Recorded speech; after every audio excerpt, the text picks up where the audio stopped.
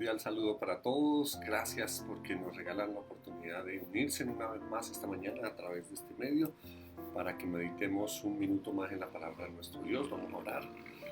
Nuestro Dios, nuestro Padre que estás en los cielos, gracias por la linda oportunidad que nos regalas esta mañana de poder despertar de nuevo y de unirnos contigo a través de esta transmisión. Gracias por tu palabra, por tu mensaje y por la linda oportunidad que nos regalas de poder, Señor, encontrarnos contigo y con nuestros hermanos. Al meditar en tu palabra, háblanos. Lo pedimos en Jesús. Amén. Bueno, como les dije, vamos entonces a conversar un poco a partir de hoy acerca de el mensaje de Jesús que presentó directamente a sus discípulos y a todos sus seguidores a los pocos días de iniciado precisamente su ministerio. Estamos hablando del Sermón del Monte. Aunque Jesús ya los había llamado, aunque Jesús ya había hecho una tarea de invitarlos para que ellos respondieran a la invitación de seguir a Jesús, es interesante notar, hermanos, que Jesús entonces aprovecha una ocasión para seguir transformando y seguir moldeando el carácter ahora a través de las palabras, para impregnar un mensaje maravilloso en el corazón de Jesús. De los discípulos. Recordemos que Jesús había llamado a 12 hombres incultos, eran pescadores, muchos de ellos no habían tenido ningún tipo de educación, unos apenas eran muy jóvenes, que podríamos decir que estaban empezando un proceso de formación. El caso de Juan, por ejemplo. Dentro de ellos también habían hombres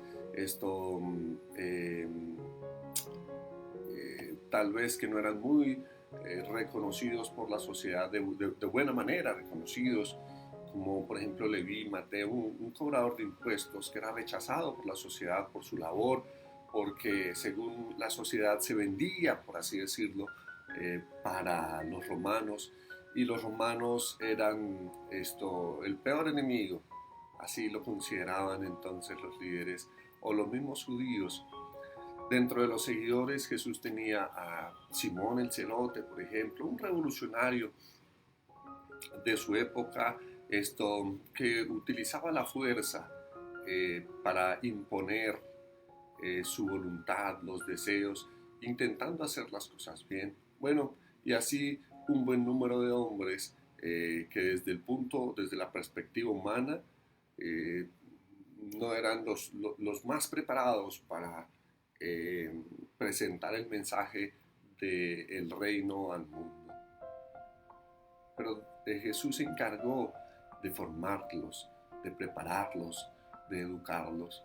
Muchos podrían pensar que tal vez todos estaban en condiciones, que ninguno estaba en condiciones, que solo había uno, sí, Judas, pero la historia señala que aquel que se supone que el mundo vio con más capacidad de ser discípulo de Jesús fue aquel que lo traicionó.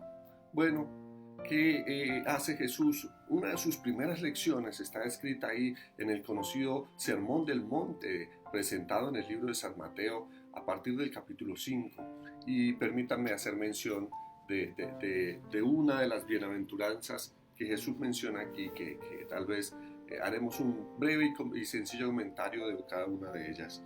Bienaventurados los pobres en espíritu, dice el capítulo 5, versículo 3, porque de ellos es el reino de los cielos. Bueno, el mensaje de Jesús es claro, pero contundente.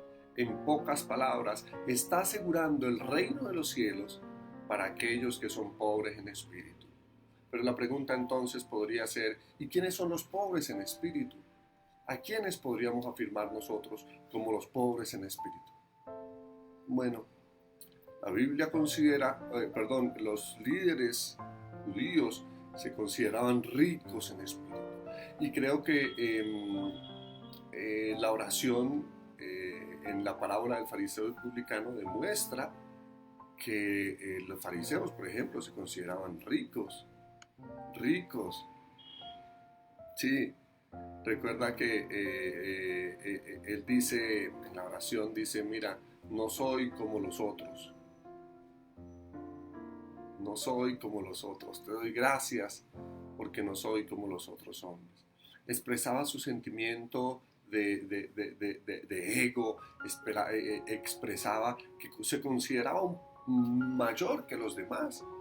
Entonces, los mismos líderes se consideraban entonces ricos espirituales, porque efectivamente habían recibido desde un comienzo las verdades de la palabra, pero un mensaje era aquel que transmitía a través de sus palabras y otro el que podían vivir. El otro tipo de persona, precisamente en la parábola del fariseo y publicano, demuestra entonces que esos son los pobres en espíritu. ¿Cuáles son los pobres en espíritu?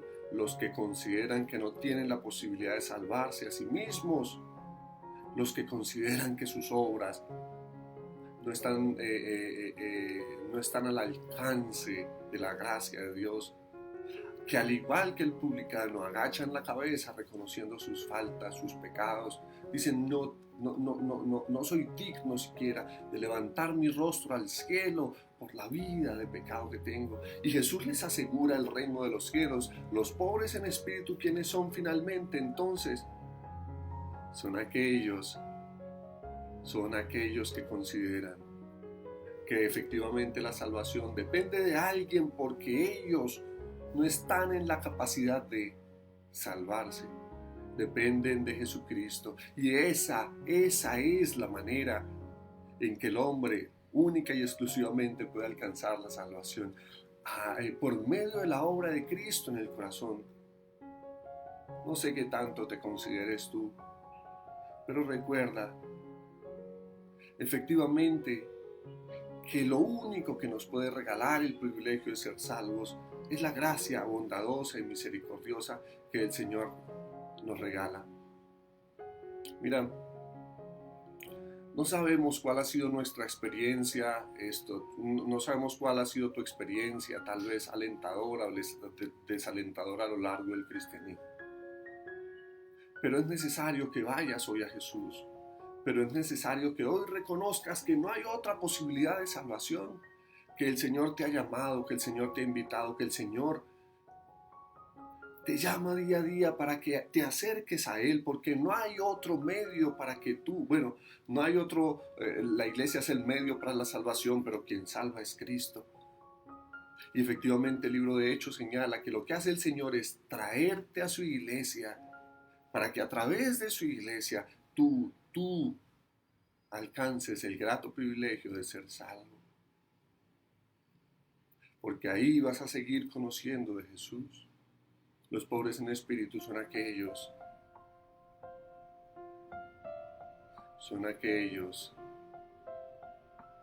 que reconocen que lo que hacen no ganan, con lo que hacen no ganan méritos para el cielo, que los únicos méritos para heredar el reino de los cielos es a través de Jesucristo. Permítame leer un párrafo para cerrar. Todos los que tengan un sentido de profunda pobreza del alma, que sientan que en sí mismos no hay nada bueno, pueden hallar justicia y fuerza mirando a Jesús. ¿Recuerdan ese lindo texto? Ese texto que dice, venid a mí todos los que estéis trabajados y cargados, que yo os haré descansar. Esos son los pobres en espíritu, los que se sienten trabajados y cargados. Él invita a cambiar tu pobreza por las riquezas de su gracia. ¿Cuál pobreza? Esa misma que describe allá, por ejemplo, el libro de Apocalipsis, el capítulo 3, refiriéndose a la iglesia en la Odisea.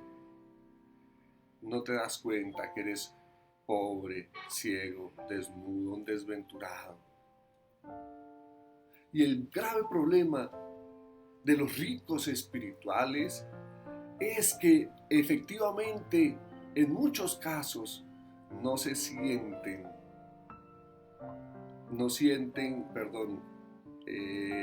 que estén lejos, no reconocen sus fallas, no reconocen sus pecados.